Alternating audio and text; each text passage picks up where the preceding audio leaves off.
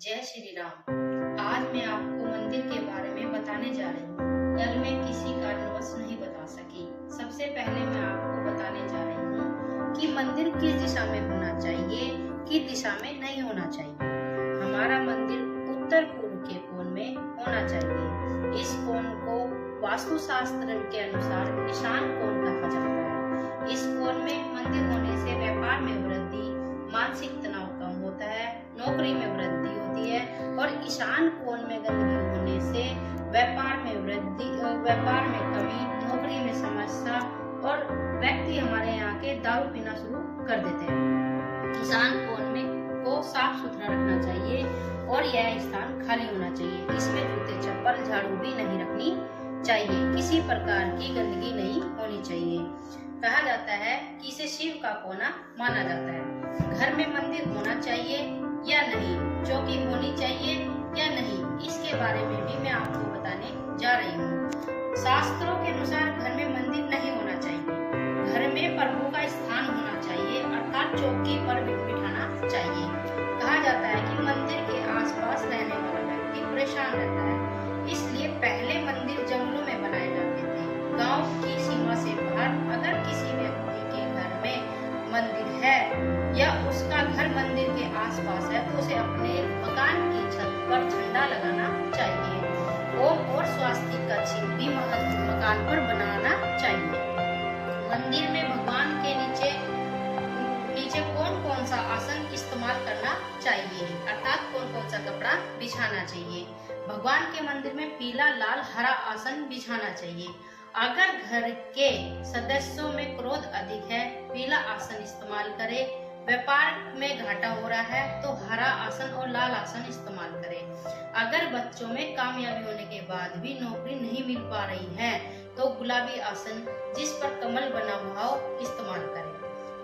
मंदिर में कौन कौन सी मूर्ति नहीं होनी चाहिए, मैं आपको बताने जा रही हूँ। मंदिर में कोई भी खंडित मूर्ति नहीं होनी चाहिए, इससे अकाल मृत्यु होती है।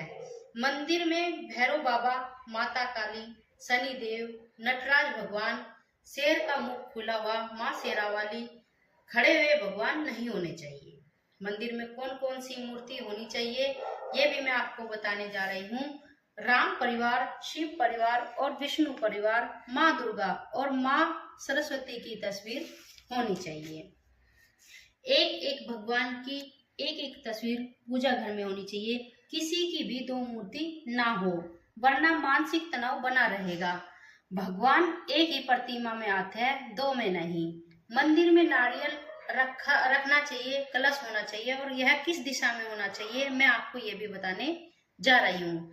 मंदिर में कलश में एक का सिक्का, गंगा जल डालकर रखना चाहिए। कहा जाता है कि गंगा जल जितना सूखता है उतनी ही समस्या कम होती है। जल के पास कोई भी प्रेत बाधा नहीं आती है। कलश हमेशा दाईं तरफ होना चाहिए। मंदिर में दीपक किस चीज का जलाना चाहिए मैं आपको यह भी बताने जा रही हूँ। मंदिर में दीपक गाय के देसी घी का ही इस्तेमाल करना चाहिए। मंदिर में सुबह शाम भगवान विष्णु, गणेश, लक्ष्मी की आरती जरूर करनी चाहिए। भगवान को मीठे का भोग भी जरूर लगाना चाहिए। पूजा करते समय मुख पूरब या उत्तर में होना चाहिए। बिना आसन, बिना तिलक लगाए पूजा सफल नहीं होती है, अर्थात बिना आसन के और बिना तिलक के भी पूजा नहीं करनी चाहिए। शादीशुदा स्त्रियों को पूरा श्रृंगार कर ही पूजा करनी चाहिए। खुले केस पूजा नहीं करनी चाहिए। लड़कियों को तिलक लगाकर पूजा करनी चाहिए। पूजा हमेशा सिर ढककर करनी चाहिए, खुले सिर पूजा नहीं करनी चाहिए। इससे हम निर्दोष होते हुए भी दोषी कहलाते हैं अगर सिर खोलकर पूजा करते हैं। भगवान विष्णु, भगवान शिव परिवार और भगवान राम परिवार को मिष्ठान में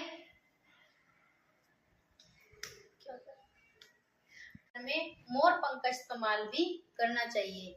या तो मोर पंखों का पंखा बना लीजिए या मोर पंख एक साथ 11 मोर पंख रखने चाहिए। मोर पंख से घर में सुख शांति बनी रहती है। मैंने देखा है कि पूजा घर में कछुए का भी इस्तेमाल किया जाता है। कछुआ हमेशा उत्तर या पूर्व में इसका मुख होना चाहिए। कभी कभार किसी को ये दक्षिण पश्चिम दिशा